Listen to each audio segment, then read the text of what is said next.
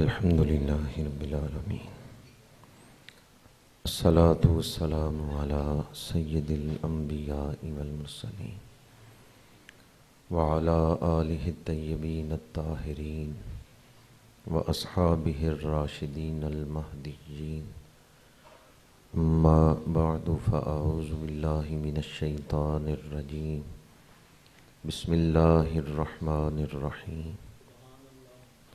ثانی اثنین اذ ہما فی الغار اذ یقول لصاحبہ لا تحزن ان اللہ معنا، صدق اللہ مولانا العظیم۔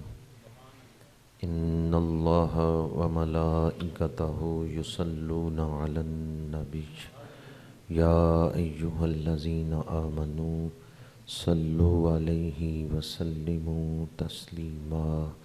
الصلاة والسلام علیک یا رسول اللہ وعلی آلک واصحابک یا حبیب اللہ۔ الصلاة والسلام علیک یا رسول اللہ وعلی آلک واصحابک یا حبیب اللہ۔ برادران اسلام، اللہ پاک کا فضل و احسان ہے جس نے ہمیں جمعۃ المبارک کی برکتوں سے مستفید ہونے کا یہ موقع عطا فرمایا ہے۔ آج کا دن نزول رحمت کے حوالے سے خاص دن ہے۔ یوں تو ہر لمحہ ہی اللہ کی رحمتیں برس رہی ہیں، لیکن جمعۃ المبارک کے دن ایک ایسی گھڑی آتی ہے جس میں مانگی گئی دعا قبول ہو جاتی ہے۔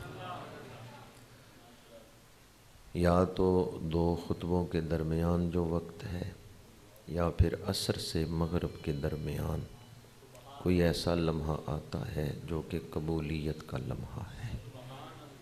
تو آج کا دن دعاؤں کی قبولیت کا دن ہے، کثرت سے درود پاک پڑھنے کا دن ہے، سید الایام ہے۔ دعا گوہوں کے خالق کائنات آج کے دن نازل ہونے والی رحمتیں ہم سب کو عطا فرمائے۔ اس مہینے کی 22 تاریخ کو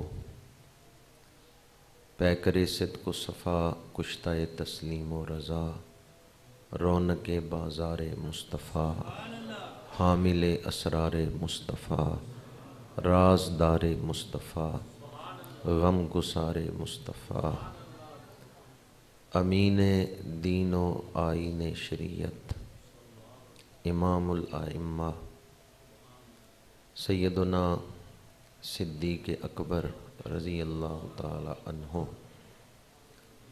آپ کا وصال پاک 22 جمادی الثانی کو ہوا۔ تو اس مناسبت سے آج کے جمعۃ المبارک کے موقع پر ہم سیدنا صدیق اکبر کی بارگاہ میں ارمغان عقیدت پیش کریں گے۔ ہم سب کی گردنوں پر آپ کے احسانات ہیں۔ جب میرے آقا کریم صلی اللہ علیہ وآلہ وسلم نے ارشاد فرمایا کہ میرے اوپر جس کسی نے احسان کیا میں نے اس کا بدلہ دے دیا، ایک ابو بکر ایسے ہیں کہ جن کے احسان کا بدلہ میں نہیں دے رہا، قیامت کے دن میرا خدا دے گا۔ تو جب حضور فرمائیں کہ ابو بکر کے میرے اوپر احسانات ہیں، تو امت پر احسان ہے یا نہیں ہے؟ تو ہم سب کی گردنوں پر احسانات ہیں حضرت سیدنا صدیق اکبر رضی اللہ تعالی عنہ، جنہوں نے ہمارے آقا کریم صلی اللہ علیہ وآلہ وسلم کے ساتھ وفا کی ہے۔ ہم بھی ان کے ساتھ وفا کرتے رہیں گے، اور اس میں ہمارا ہی فائدہ ہے۔ حضرت سیدنا صدیق اکبر کی محبت امت پر واجب ہے، آپ کا ادب امت پر واجب ہے۔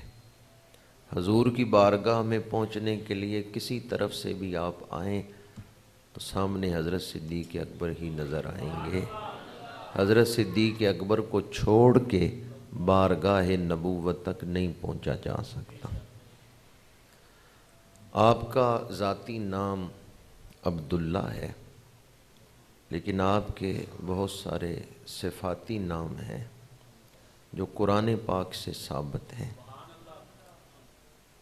جو آیت مبارکہ کے چند الفاظ میں نے خطبہ میں تلاوت کی ہیں، اس کے اندر بھی آپ کے صفاتی نام آئے ہیں۔ ایک تو ثانی اسنین، یہ آپ کا نام ہے۔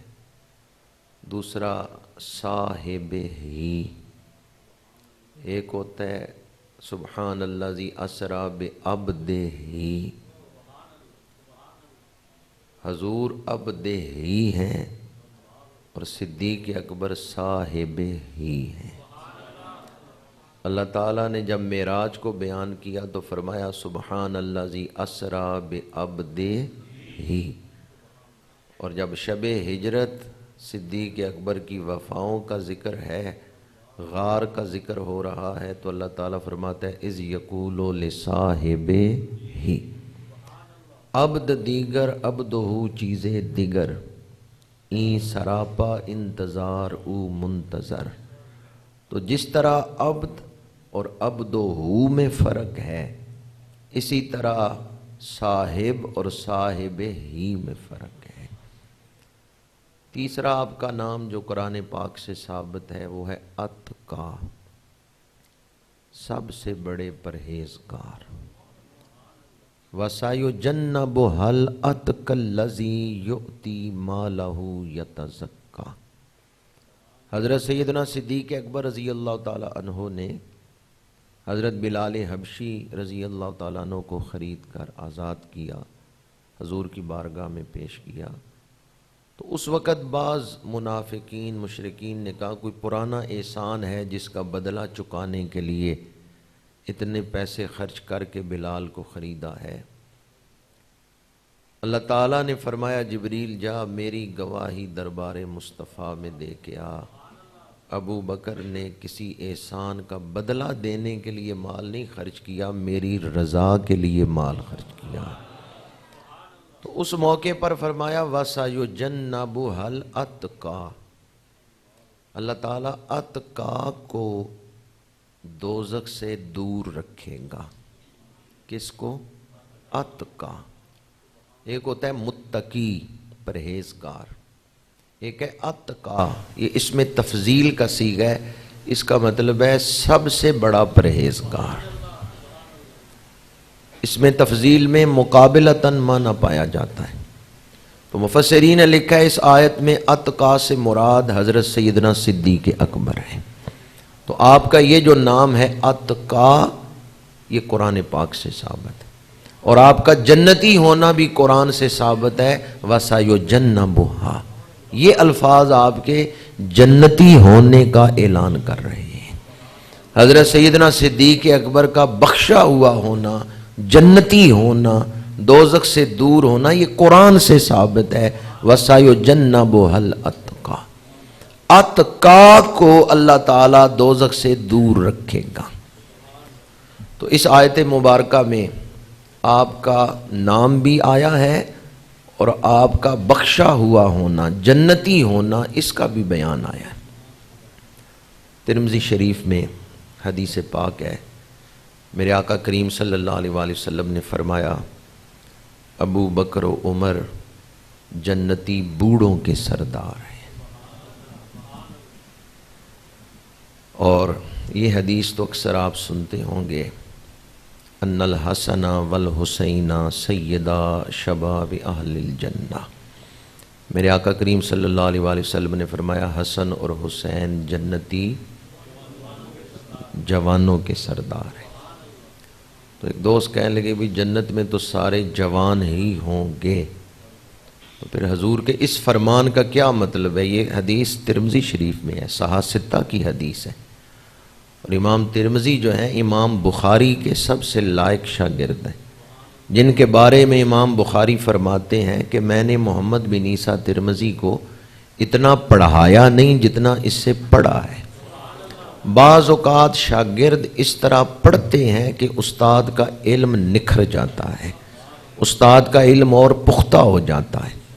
بعض شاگرد ایسے ہوتے ہیں کہ استاد ان پر فخر کرتے ہیں۔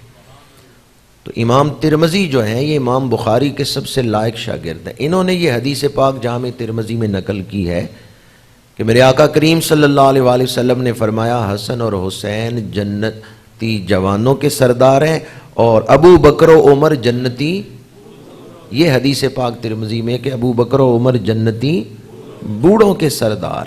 جب جنت میں کسی نے بوڑھا ہونا ہی نہیں تو پھر جنتی بوڑھوں کا سردار ہونے کا مطلب کیا ہے؟ جنت میں تو سارے جوان ہی ہوں گے۔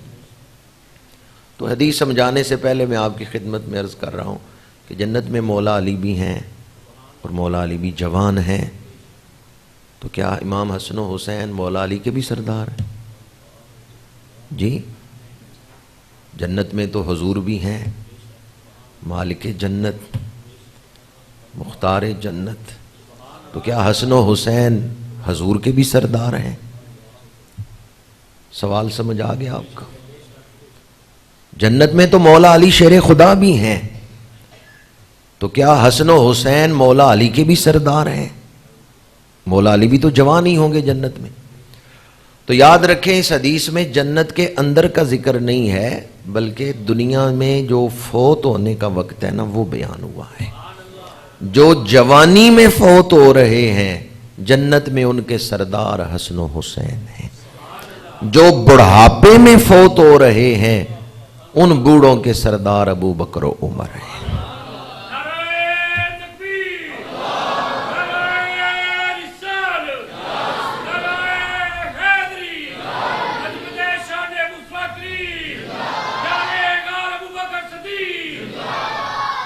وسایو جنب حل اتقا، تو ایک تو اس آیت میں آپ کا نام مبارک آیا ہے اتقا جو قرآن پاک میں ہے، اور دوسرا سیدنا صدیق اکبر کا بخشا ہوا ہونا، جنتی ہونا، یہ قرآن پاک میں بیان ہوا ہے۔ آپ کے نام میں ذکر کر رہا تھا جس کے ضمن میں میں نے یہ حدیث پاک آپ کو سنائی اور اس کی تھوڑی سی تشریح آپ کے سامنے بیان کی۔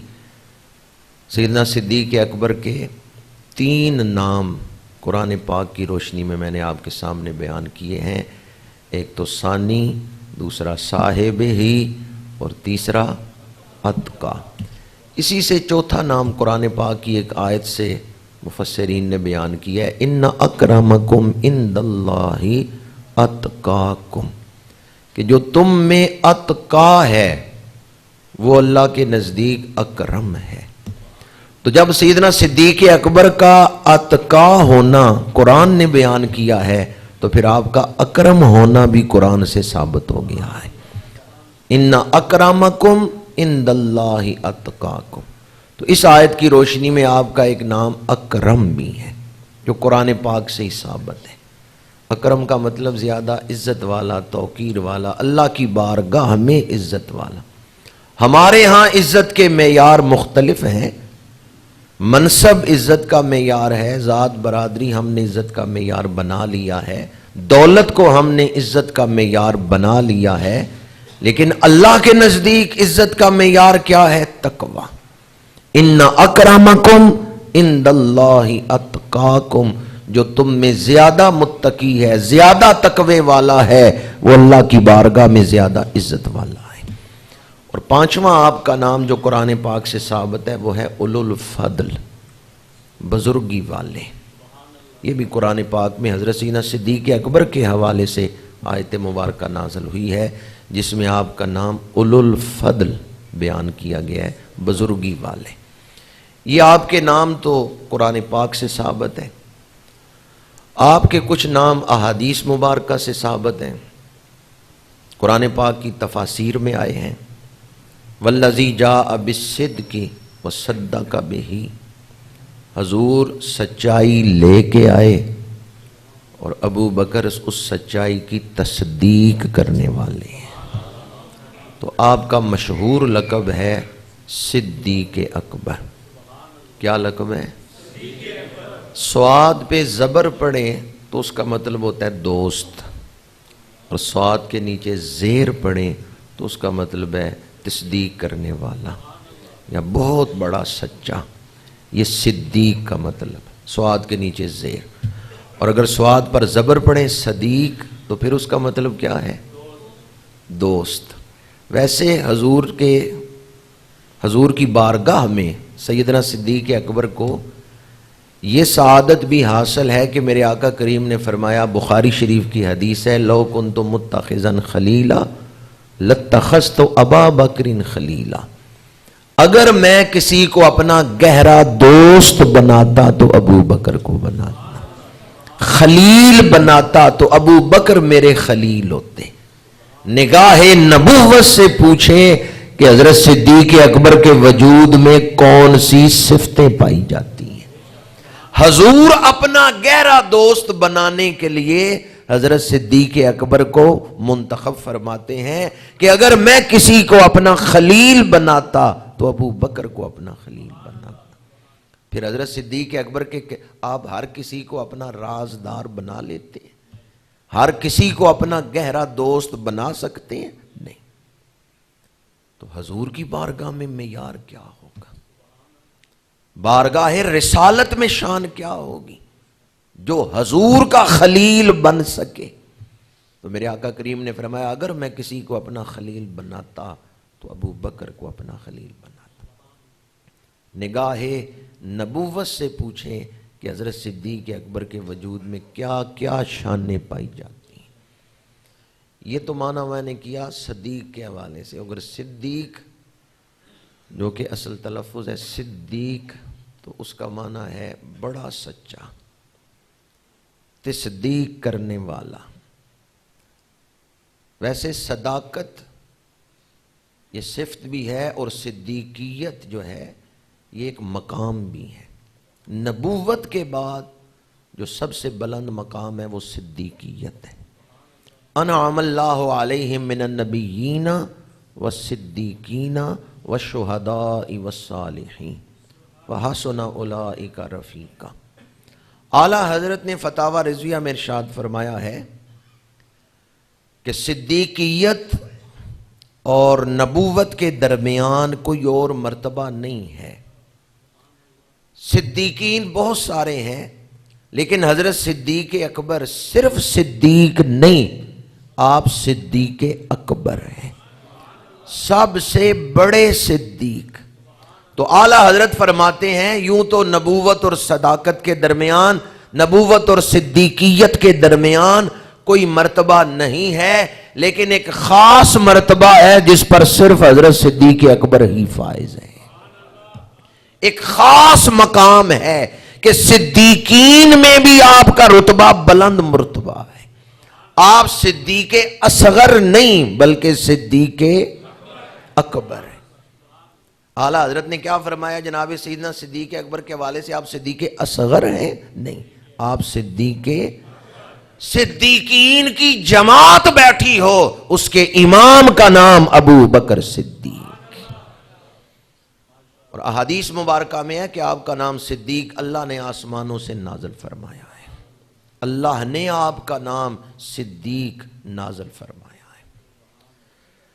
آپ کی کنیت ابو بکر ہے۔ بکر کہتے ہیں کسی چیز کا پہلا حصہ، پھل لگتا ہے تو پہلے بور آتا ہے، اس بور کو بکر کہتے ہیں۔ دن کا پہلا حصہ اسے بکرا کہتے ہیں، بکرتم و اصیلا، صبح یہ دن کا پہلا حصہ ہے۔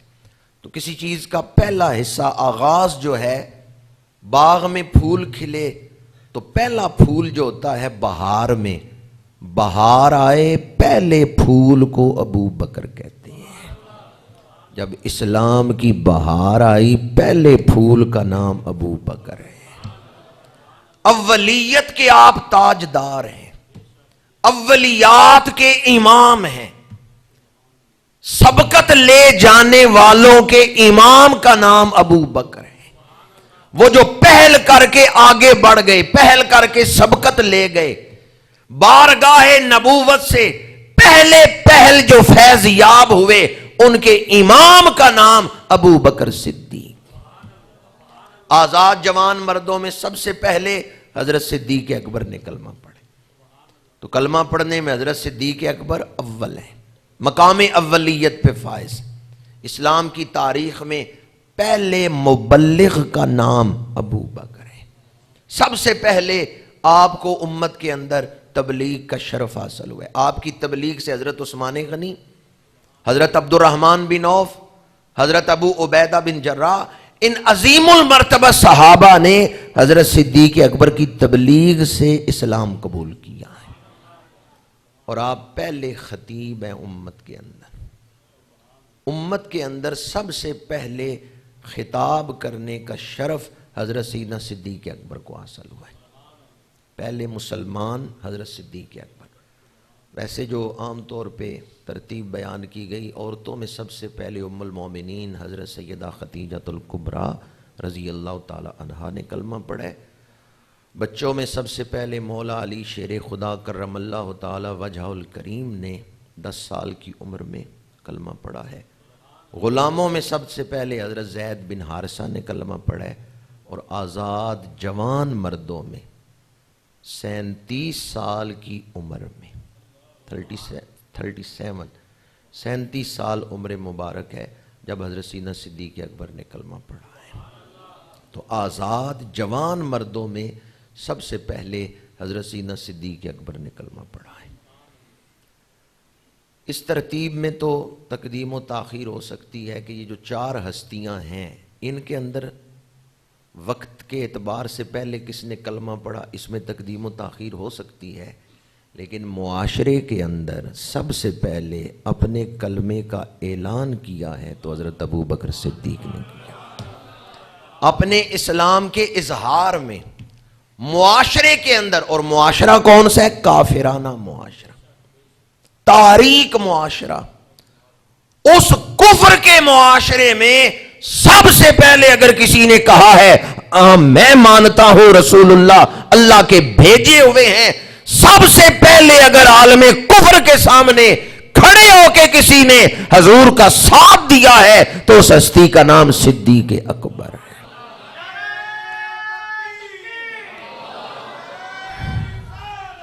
کلمہ پڑھنے میں سب سے پہلے، اعلان اسلام میں سب سے پہلے صدیق اکبر، تبلیغ میں سب سے پہلے صدیق اکبر، خطبہ میں سب سے پہلے مسلمانوں کے خطیب صدیق اکبر، اور حضور کے محافظین میں پہلے محافظ کا نام صدیق اکبر۔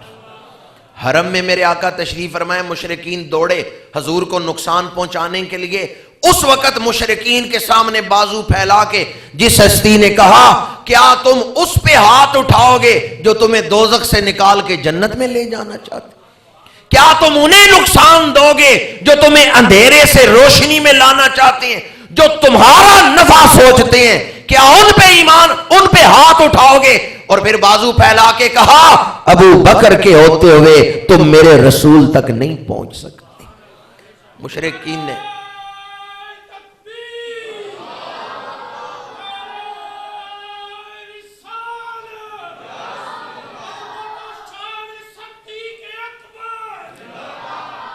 اولیت میں یہ چوتھا رتبہ، چوتھا پہلو آپ کا بیان کر رہا ہوں کہ حضور کے محافظین میں سب سے پہلے محافظ کون ہے؟ صدیق اکبر۔ اسلام کی تاریخ میں اسلام کے لیے سب سے پہلے حضور کے لیے زخمی کون ہوا ہے؟ سب سے پہلے زخمی کا نام بھی صدیق اکبر۔ جب مشرکین کو روکے، انہوں نے حضرت صدیق اکبر کو مارنا شروع کر دیا، کچھ اور صحابہ آ گئے، انہوں نے حضور کو گھیرے میں لیا اور وہاں سے نکال کے لے گئے، حضور تک مشرکین کو نہیں پہنچنے دیا۔ محافظین میں پہلے محافظ کا نام ابو بکر ہے، اور اسلام کے لیے اپنا خون پیش کرنے والوں میں سب سے پہلے جس کو زخم آیا اور خون زمین پہ گرا ہے، اس پہلے زخمی کا نام بھی ابو بکر ہے۔ اسلام کی تاریخ میں پہلی مسجد کس نے بنائی ہے؟ پہلے بانی مسجد کا نام ابو بکر ہے۔ حضرت سیدنا صدیق اکبر کی اولیات، سب سے پہلے اسلام کے لیے مال خرچ کرنے کا شرف کس کو حاصل ہوا ہے؟ اسلام کے لیے سب سے پہلے اگر مال کسی نے پیش کیا ہے تو اس میں بھی صدیق اکبر اول نمبر پہ۔ 40,000 درہم کلمہ پڑھتے ہوئے حضور کی بارگاہ میں پیش کر، آج کا کروڑوں روپیہ بنتا ہے۔ 40,000 درہم اسلام قبول کرتے ہی حضور کی خدمت میں پیش کر دی ہے۔ حضرت بلال حبشی کو خریدا ہے، عامر بن فہیرہ، زنیرہ، کتنے غلام ایسے ہیں جن کو خرید کے آپ نے آزاد کیا ہے۔ تو اسلام کے پہلے معین، اسلام پر سب سے پہلے اپنا مال خرچ کرنے والے کون ہیں؟ سیدنا صدیق۔ کتنی اولیات ہو گئی ہیں؟ 7 اولیات ہو گئی۔ 8واں پہلو جس میں آپ سب سے اول ہیں، امت کے اندر اگر کسی نے سب سے پہلے نماز پڑھائی ہے حضور کے بعد تو کس نے پڑھائی ہے؟ حضور نے اپنے وصال سے پہلے اپنے مصلی پر حضرت سیدنا صدیق اکبر کو پہلا امام بنایا ہے۔ تو پہلے امام کا نام کیا ہے؟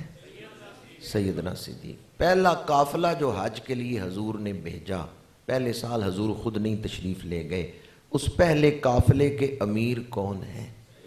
سیدنا صدیق اکبر۔ کتنی اولیات ہو گئیں؟ 9۔ 10ویں اولیات میں سے 10واں پہلو جس میں آپ اول ہیں، حضور کے وصال پاک کے بعد پہلے خلیفہ کون بنے ہیں؟ سیدنا صدیق اکبر۔ یہ پہلے خلیفہ ہیں۔ مسلمانوں کے لیے بیت المال قائم کرنے والے سب سے پہلے حضرت صدیق اکبر ہیں، جنہوں نے بیت المال قائم کیا ہے۔ اور 12ویں اولیات میں سے 12واں پہلو آپ کا جس میں آپ اول ہیں، عقیدہ ختم نبوت کی تاریخ جب لکھی جائے گی، تحفظ ختم نبوت کی تاریخ، تو پہلے مجاہد جنہوں نے اس عقیدے کی حفاظت کی ہے اس ہستی کا نام صدیق اکبر ہے۔ جب مسیلمہ کذاب، اسود انسی، دیگر جھوٹے نبی کھڑے ہوئے تو ان سب کا کلا کما کر کے منکرین ختم نبوت کے فتنے کو ختم کر کے یہ پرچم کس نے بلند کیا ہے کہ کیا خبر کتنے تارے کھلے چھپ گئے پر نہ ڈوبے نہ ڈوبا۔ یہ پرچم اٹھانے والے سب سے پہلے مجاہد کا نام حضرت صدیق اکبر ہے۔ کتنی اولیات ہو گئیں؟ داتا صاحب سے پوچھیں تو حضرت داتا صاحب ان اولیات کو بیان کرتے ہوئے فرماتے ہیں اس امت کے پہلے صوفی کا نام ابو بکر صدیق۔ تصوف میں بھی پہلے صوفی حضرت سیدنا صدیق اکبر ہے۔ ان الصفا صفت الصدیق ان اردت صوفیا علی التحقیق۔ اگر تو صوفی بننا چاہتا ہے تو صدیق اکبر کے در کی غلامی کر۔ صدیق اکبر نے حضور کے لیے غار کو صاف کیا تھا۔ جب تیرے دل میں محبت ابو بکر ہوگی یہ محبت تیرے دل کو بھی پاکیزہ اور صاف کر دے گی۔ داتا صاحب فرماتے ہیں یہ صفائی جو ہے صدیق اکبر کی خاص صفت ہے۔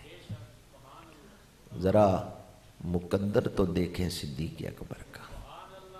یا رسول اللہ آپ غار کے دہانے پہ باہر تشریف رکھے، میں آپ کے لیے غار صاف کر کے آتا ہوں۔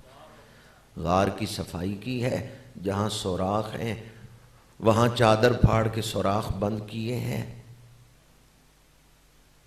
ایک سوراخ پہ پیر رکھا ہے۔ یا رسول اللہ آپ تشریف لے آئیں، حضور اندر تشریف لائے۔ ذرا مقدر دیکھیں صدیق اکبر کا۔ صدیق اکبر کی گود ہے اور اللہ کے رسول سر رکھ کے آرام فرمائے۔ کتنی دیر گزری ہوگی؟ عرب کی رات ہے، غار ثور ہے، عرب کی رات ہے۔ ذرا تخیل کریں، ذرا چلیں میرے ساتھ، چشم تصور سے اس منظر کو دیکھیں۔ رات گزر رہی ہے۔ ویسے تو 23 سالہ اعلان نبوت کے بعد میرے آقا کریم نے جو ظاہری حیات پاک گزاری ہے اس میں حضرت صدیق اکبر کو سب سے زیادہ حضور کے قریب رہنے کا شرف حاصل ہوا ہے، لیکن یہ جو 3 راتیں غار ثور میں گزاری ہیں نا، ان میں صدیقیت اور نبوت کا باہمی تعلق عروج پہ نظر آتا ہے۔ صدیقیت اور نبوت کا ارتباط کمال پہ نظر آتا ہے۔ شب معراج کعبہ قوسین کی قربتوں میں جا کے او ادنا کی خلوتوں میں جا کے میرے آقا کریم نے رب کا دیدار کیا. جس طرح حضور نے رب کو دیکھا ہے کسی اور نبی نے نہیں دیکھا, اور غار ثور میں جس طرح حضور کو ابو بکر نے دیکھا ہے امت میں کسی اور نے نہیں دیکھا. حضور کی معراج کعبہ کوثین کی قربتوں میں ہو رہی ہے اور صدیق اکبر کی معراج غار ثور میں ہو رہی ہے.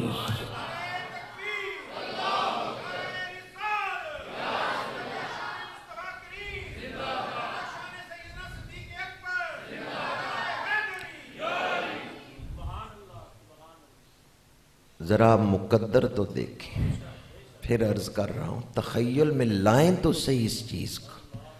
حضور کا سر اقدس کہاں ہے؟ حضرت صدیق اکبر کی گود مبارک میں. قرآن جس رحل پہ رکھا ہوا ہے وہ رحل بڑی شان والی ہے. آپ اس رحل کی توہین بے ادبی نہیں کرتے, کیوں؟ قرآن اس میں رکھا ہے. تو جس گود میں صاحب قرآن کا چہرہ پاک رکھا, پتہ ہے یہ کون سا چہرہ ہے؟ وَالضُّحَىٰ وَاللَّيْلِ إِذَا سَجَىٰ. جس چہرہ اقدس کی رب قسمیں اٹھاتا ہے, وَالضُّحَىٰ وَاللَّيْلِ إِذَا سَجَىٰ. کائنات کی وہ سب سے بڑی دولت صدیق اکبر کی گود میں ہے. صدیق اکبر سے بڑا بھی کوئی امیر ہوگا, صدیق اکبر سے بڑا خزانہ بھی کسی کی گود میں ہوگا. کائنات کے امیر ترین صدیق اکبر ہیں کہ آج ان کی گود میں امام الانبیاء سر رکھ کے آرام فرما ہے. رخ مصطفیٰ وہ کتاب ہے جو محبتوں کا نصاب ہے, یہی میرے پیش نظر رہے اسے رات دن میں پڑھا کروں. تو اولیت میں حضرت سیدنا صدیق اکبر کے 13 پہلو میں نے آپ کے سامنے بیان کیے. داتا صاحب کے حوالے سے بیان کر رہا تھا, وہ فرماتے ہیں پہلے صوفی بھی صدیق اکبر ہیں. صوفیاء کی تاریخ میں پہلے صوفی اس امت کے صفائی, پاکیزگی, ستھرائی, طہارت, یہ حضرت صدیق اکبر کی خاص شان ہے. حضرت سیدنا صدیق اکبر کی سیرت کے یوں تو بہت سارے پہلو ہیں, لیکن صرف ایک پہلو آج آپ کے سامنے بیان کر رہا ہوں. اب تک تو میں نے آپ کے ناموں کے حوالے سے گفتگو کی ہے. قرآن کے اندر آپ کے جو نام آئے ہیں یا احادیث میں آپ کے جو نام آئے ہیں اور آپ کے لقب اور آپ کی کنیت, اس کے حوالے سے اب تک میں نے گفتگو کی ہے. اور آپ کی سیرت کا ایک پہلو جو ابھی میں بیان کر رہا ہوں کہ حضور کا سر اقدس یار غار کی گود میں ہے, اسی پر قرآن پاک کا ذکر کر رہا ہوں.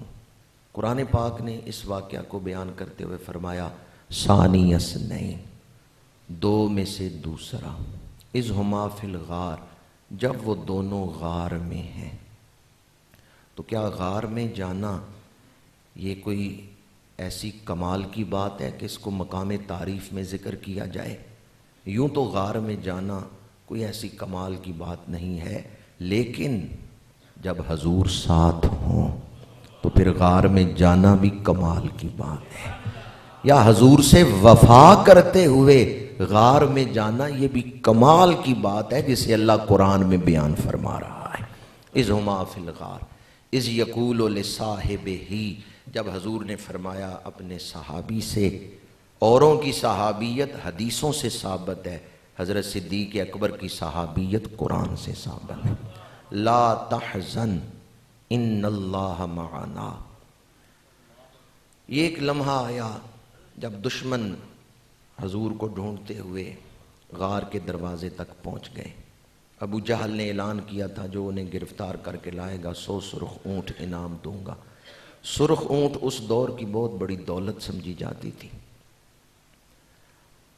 چند کافر حضور کو ڈھونڈتے ہوئے غار ثور کے دروازے تک پہنچ گئے, دہانے تک. اگر پیروں کی طرف جھک کے اندر دیکھتے تو ان ہستیوں کی زیارت ہو جاتی. عام طور پر آج کل لوگ جاتے ہیں نا غار ثور پہ, تو جو پہلا حصہ ہے نا اس کی زیارت کر کے واپس آ جاتے. جہاں حضور تشریف فرماتے وہ اس سے اگلا حصہ ہے.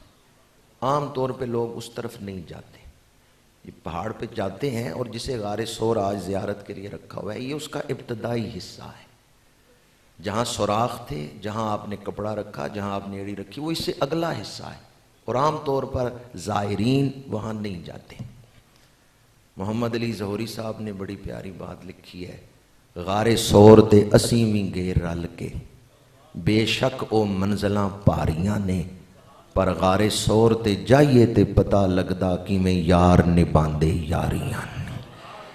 دن کا وقت ہے، پانی کی بوتل ہاتھ میں ہے، وہ پیتے ہوئے لوگ چڑھ رہے ہیں، پھر بھی سانس لے رہے ہیں کہ بڑا مشکل ہے پہاڑ کے اوپر چڑھنا۔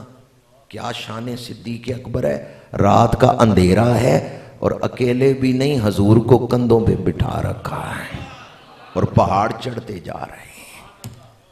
یہاں دن کے وقت بغیر کوئی شے اٹھائے پیدل اوپر چڑھتے ہوئے دن کی روشنی میں لوگ گھبرا رہے ہیں، گھبرا جاتے ہیں اور سانس لیتے ہیں، پانی پیتے ہیں، تھک جاتے ہیں۔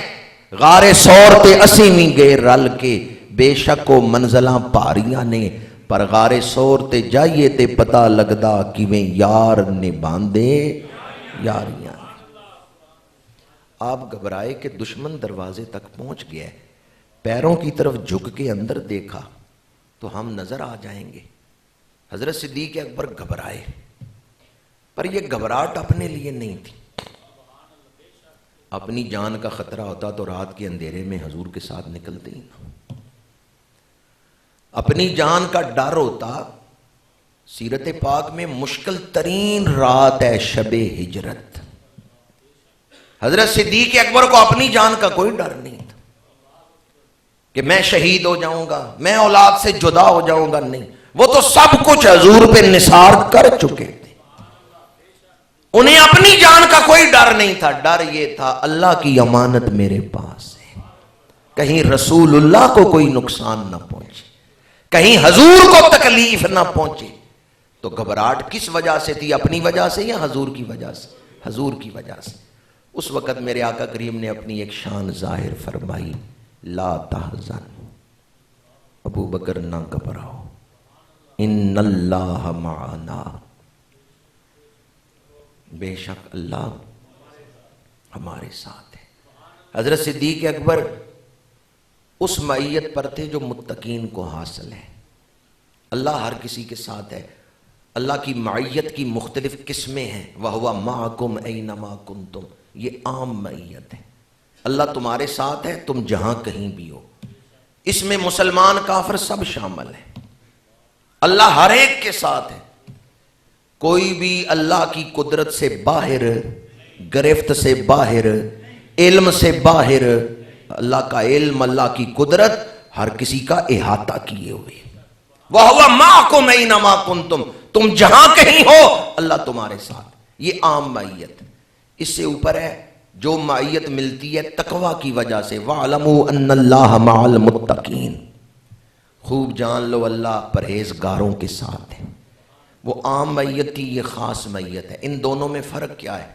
آپ گلی سے گزر رہے ہیں، فقیر نے آپ سے 10 روپے مانگے، آپ نے نہیں دیے، فقیر قریب کھڑا ہوا، آپ کے سامنے ہاتھ پھیلائے، آپ نے 10 روپے نہیں دیے، گزر کے گھر آ گئے، گھر پہنچے، بیٹے نے کہا 1000 روپیہ چاہیے، میں نے سکول میں فیس جمع کرانی، آپ نے خوشی خوشی 1000 نکال کے دے دیا۔ وہ گلی میں ایک آدمی 10 مانگ رہا تھا، 10 روپے نہیں دیے، یہاں 1000 کیسے دے دیا؟ آپ کہیں گے یہ میرا قریبی ہے، تو فقیر بھی تو قریب ہی کھڑا ہوا تھا۔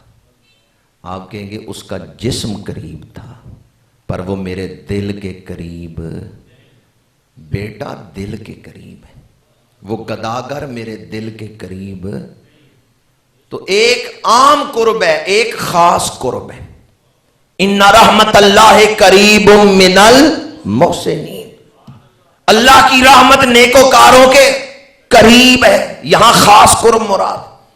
حضرت صدیق اکبر متقین والا قرب رکھتے تھے۔ اس سے اوپر مقام ہے انبیاء کا قرب، اس سے اوپر مقام ہے امام الانبیاء کو، میرے اور آپ کے آقا کریم کو اللہ کے ساتھ جو معیت حاصل ہے۔ حضرت صدیق اکبر متقین والی معیت رکھتے تھے، جب گھبرائے حضور نے اپنی شان دکھائی، انہیں عام مقام معیت سے اٹھا کر، متقین والے مقام معیت سے اٹھا کر اپنے مقام کا مشاہدہ کروایا اور فرمایا ان اللہ معنا، ابو بکر دیکھو اللہ ہمارے ساتھ ہے۔ صرف صدیق اکبر کو اپنے ساتھ معیت الہیہ میں شامل کیا ہے، ان اللہ معنا۔ اور اہل عرب کہتے ہیں جملے کی مختلف قسمیں ہوتی ہیں کہ جملہ فعلیہ، ایک ہے جملہ اسمیہ۔ جملہ فعلیہ میں کوئی زمانہ پایا جاتا ہے، ماضی، حال، مستقبل، اور جملہ اسمیہ اس میں زمانہ کوئی نہیں ہوتا، استمرار ہوتا ہے، ہمیشگی، دوام۔ محمد الرسول اللہ صلی اللہ علیہ وآلہ وسلم، اس کا ترجمہ آپ کیا کرتے ہیں؟ محمد اللہ کے رسول ہیں۔ یہ جملہ اسمیہ ہے، یہ معنی ہمیشہ کے لیے اس میں پایا جاتا ہے، اس کو کسی وقت کے ساتھ آپ اٹیچ نہیں کر سکتے۔ جملہ فعلیہ میں زمانہ ہوتا ہے، ماضی، حال یا مستقبل۔ اسمیہ میں دوام ہوتا ہے۔ اب علماء سے پوچھیں ان اللہ معنا، یہ کون سا جملہ ہے؟ یہ جملہ اسمیہ ہے۔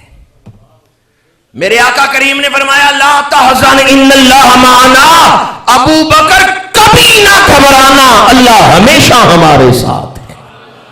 اللہ، ذرا سمجھیں قرآن نے صدیق اکبر کو کتنا بلند مقام دے دیا ہے۔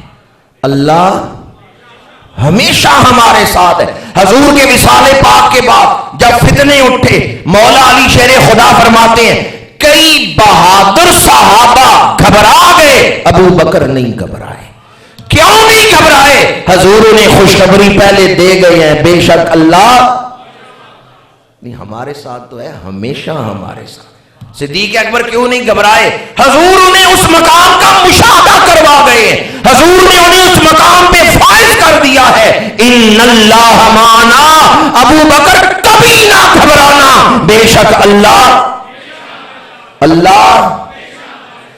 تو اللہ جن کے ساتھ ہے آج کوئی انہیں نقصان پہنچا سکتا ہے؟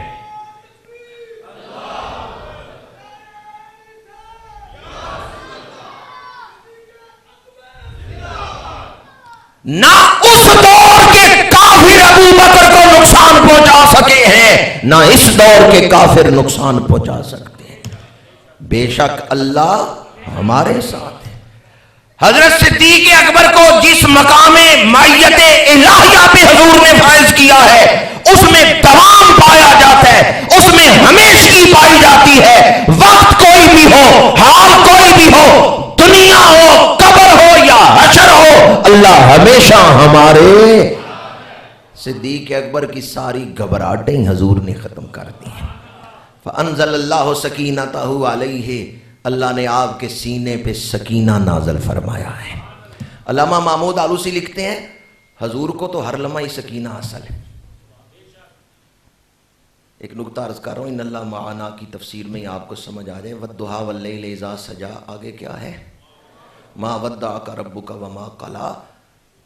ودا کہتے ہیں تھوڑی دیر کے لیے چھوڑنا، قلا کہتے ہیں پکا پکا چھوڑنا۔ حاجی حج پہ جا رہے ہیں، آپ اسے الوداع کرتے ہیں، 1.5 مہینے بعد واپس آ گیا، دوبارہ ملاقات ہو گئی، تھوڑی دیر کے لیے جدائی، اسے کیا کہتے ہیں؟ الوداع کرنا۔ ما ودعک ربک وما قلی۔ اب وداع کی کم از کم کیفیت کتنی ہو سکتی ہے؟ ایک لمحہ، کہ ایک لمحے کے لیے چھوڑنا۔ اللہ فرما رہا ہے ما ودعک، اللہ نے تو آپ کو ایک لمحے کے لیے بھی، یہ ہے حضور کا مقام معیت الہی۔ انکا بِآیوننا، محبوب آپ ہمہ وقت چشم قدرت میں رہتے ہیں، ایک لمحے کے لیے بھی نگاہ رحمت آپ سے ہٹتی۔ ما ودعک ربک وما قلی، سورہ والضحیٰ کی آیت اور سورہ توبہ کی آیت ان اللہ معنا، انہیں ملا کے پڑھے، سامنے رکھ کے تفسیر کریں تو معنی کیا بنتا ہے؟ حضور کو ہمیشہ اللہ کی مدد حاصل ہے، اللہ کی معیت حاصل ہے۔ حضور نے صدیق اکبر کو اپنے ساتھ ملا لیا ہے، ان اللہ معنا، اب ہمیشہ ابو بکر کو بھی اللہ کی معیت حاصل ہے۔ حضرت صدیق اکبر کو حضور نے اپنے ساتھ اس معیت میں شامل کر لیا ہے۔ فانزل اللہ سکینتہ علیہ، تفسیر روح المعانی، علامہ محمود آلوسی لکھتے ہیں اللہ نے حضرت صدیق اکبر کے سینے پہ سکینہ نازل فرمایا۔ اور سکینہ کسے کہتے ہیں؟ نور، قوت، روح، ان تینوں کے مجموعے کا نام سکینہ ہے۔ تین چیزیں ملیں تو سکینہ بنتا ہے۔ کتنی چیزوں کے مجموعے کا نام سکینہ ہے؟ نور، قوت اور روح۔ فانزل اللہ سکینتہ علیہ، اللہ تعالیٰ نے حضرت صدیق اکبر کے دل کو خاص نور عطا فرما دیا، خاص قوت عطا فرما دی اور نئی زندگی عطا فرما دی۔ ایسا حوصلہ آپ کو مل گیا ہے کہ ساری گھبراہٹ دور ہو گئی۔ وَأَيَّدَهُ بِجُنُودٍ لَمْ تَرَوْهَا، اور اللہ تعالیٰ نے آپ کی مدد کی ایسے لشکروں کے ساتھ جنہیں تم نہیں دیکھتے۔ اللہ تعالیٰ نے اپنے محبوب کی مدد بھی کی ایسے لشکروں کے ساتھ۔ بدر میں فرشتے آئے ہیں، کافر دیکھ رہے تھے؟ نہیں، چھپے ہوئے تھے، لیکن اللہ کی طرف سے مدد آئی۔ تو علامہ محمود آلوسی نے یہ بھی لکھا ہے کہ اللہ تعالیٰ نے حضرت صدیق اکبر کی مدد بھی ایسے لشکروں کے ساتھ کی ہے جنہیں لوگ دیکھتے۔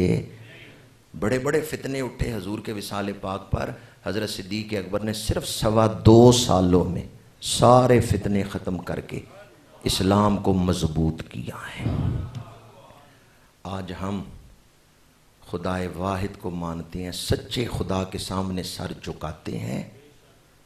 اس میں حضرت داتا صاحب، حضرت غریب نواز، حضرت امام ربانی، مجدد الفسانی، ان اولیاء کا بڑا کردار ہے۔ انہوں نے دین یہاں تک پہنچایا، پر ان تک دین کس نے پہنچایا؟ جی، ان تک دین کیسے پہنچا؟ آج ہم سب سلام پیش کرتے ہیں صحابہ کرام کو۔ دنیا میں آج اسلام پھیلا ہے تو حضور کے سچے وفاداروں کی وجہ سے پھیلا۔ ان سچے وفاداروں کی وجہ سے آج ہم اسلام کی دولت سے مستفید ہو رہے ہیں۔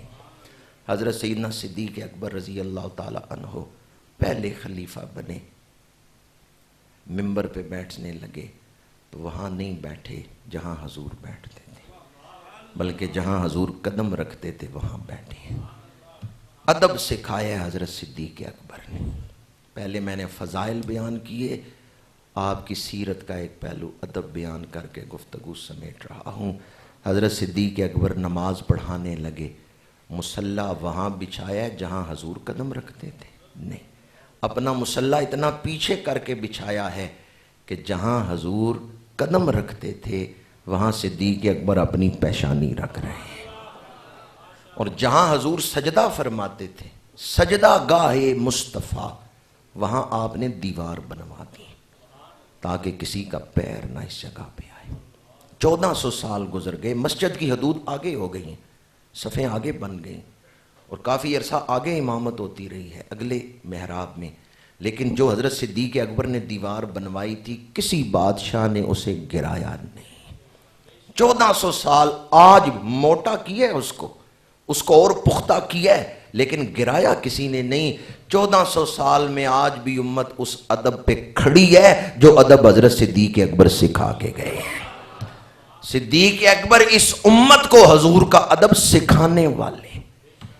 اور جب آپ کا وصال پاک ہوا ہے تو آپ کا مزار مبارک حضور کے پہلو میں بنایا گیا تو برابر نہیں بنایا گیا۔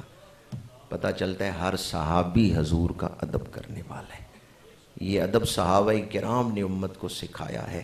یار غار بڑے قریب ہیں حضور کے، لیکن قبر جب بنانے کا وقت آیا ہے تو اتنی نیچے کر کے قبر بنائی ہے کہ آپ کا چہرہ حضور کے پہلو میں آتا ہے، برابر قبر نہیں بنا۔ ادب پہلا کرینہ ہے، محبت کے کرین۔ ہمارے پاس سب سے بڑی دولت جو ہے وہ یہ ادب ہی ہے، اور فتنوں کے اس دور میں اگر ادب کا دامن ہاتھ سے چھوٹ گیا تو سمجھیں کچھ نہیں بچا۔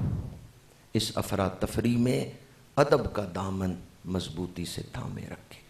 حضرت خواجہ شاہ سلیمان توسوی رحمۃ اللہ تعالی علیہ، زمینوں پہ رات چور آتے ہیں اور فصل کاٹ کے لے جاتے ہیں۔ 2-3 دن یہ واقعہ ہوا تو آپ کے جو محافظ تھے، چوکیدار تھے، انہوں نے ایک رات چور کو پکڑ لیا، آپ کی خدمت میں لے کے آئے تو آپ نے پوچھا تیرا کیا نام ہے؟ اس نے نام بتایا تو اس علاقے میں جو لہجہ ہوتا تھا غلام محمد، تو جب اس نے کہا محمد تو خواجہ سلیمان توسوی پہ حال طاری ہو گیا۔ آپ نے فرمایا پھر چوروں میں کیوں کھڑے ہو، یہ تو زمین ہی تیری ہے، یہ فصل تیری ہے جو تو کاٹ رہا تھا، تیرا نام میرے محبوب کے نام سے ملتا ہے۔ یہ تھے ادب والے لوگ، محبوب کے نام کا ادب کر رہے ہیں۔ حضرت خواجہ قمر الدین سیالوی رحمۃ اللہ تعالیٰ علیہ راولپنڈی کے علاقہ میں تشریف لے گئے تو ایک مسجد میں نماز ادا کی با جماعت امام صاحب کے پیچھے، کافی علماء بھی شامل تھے اس جماعت میں۔ امام صاحب سید تھے، ان سے کوئی غلطی ہو گئی، نماز کے فرائض میں سے کوئی فرض رہ گیا اور سب کو پیچھے مقتدیوں کو واضح ہو گیا کہ نماز نہیں ہوئی۔ انہوں نے نماز پڑھا کے سلام پھیرا، دعا مانگی، سارے علماء خاموش تھے کہ خواجہ صاحب تشریف فرما ہیں، تو جب تک خواجہ صاحب نہیں فرمائیں گے کہ نماز دوبارہ لوٹاؤ پڑھاؤ ہم خاموش رہتے ہیں۔ خواجہ صاحب بھی خاموش تھے۔ ایک عالم دین آپ کے پاس کے حضور امام صاحب سے فلاں غلطی ہوئی ہے تو نماز دوبارہ پڑھنے کی ضرورت ہے۔ آپ نے فرمایا مجھے بھی پتہ ہے، پر امام ہے سید زادہ، میں سوچ رہا ہوں کوئی لفظ ایسے مل جائیں، میں لفظ تلاش کر رہا ہوں، ٹھہر جاؤ، میں انہیں کہتا ہوں لیکن مجھے کوئی لفظ ادب والے ڈھونڈ لینے دو۔ پھر خواجہ صاحب اپنی جگہ سے اٹھے، فرمایا ادب والے لفظ مل گئے ہیں۔ آئے، امام صاحب سے مصافحہ کیا، ہاتھ چوما، نظر پیش کی، نذرانہ پیش کیا، اور اس سید زادے کے پیروں پہ ہاتھ رکھ کے کہا شاہ جی تساں نماز پڑھائی ہے، بڑا مزہ آیا ہے، دل کرتا ہے اے نماز ایک بار پھر پڑھا دے۔ ادب پہلا کرینہ ہے، شاہ جی اے نماز ایک بار پھر پڑھا دے، تواڈے پیچھے نماز پڑھی ہے بڑا مزہ ہے، دل کرتا ہے نماز ایک بار پھر پڑھی ہے تواڈے پیچھے، اے نماز پھر پڑھا دے۔ ادب پہلا کرینہ ہے محبت کے۔ ہمارا سلسلہ صدیقی سلسلہ ہے، تو چورا شریف کے تاجدار حضرت خواجہ نور محمد چراہی رحمۃ اللہ تعالیٰ علیہ کی سواری باولی شریف لائی گئی، گھوڑی جس پر آپ سفر کرتے تھے، تو حضرت بابا جی صاحب خواجہ محمد خان عالم رحمۃ اللہ علیہ اس گھوڑی کی طرف پشت نہیں کرتے، اس گھوڑی کا ادب کرتے تھے کہ اس پر تاجدار فقر و ولایت سواری فرماتے ہیں۔ اللہ تعالی ہمیں ادب کرنے والوں میں شامل رکھے، تڑپنے پھڑکنے کی توفیق دے، دل مرتضیٰ سوز صدیق دے۔ آج نماز جمعہ کے بعد ہم سب ختمات شریفہ جو احباب پڑھ کے لائے ہیں، پڑھا کے لائے ہیں، بارگاہ صدیقیت میں ارمغان عقیدت پیش کریں گے، اس لیے آپ سب اس ختم پاک میں شامل ہوں۔ وآخر دعوانا ان الحمدللہ۔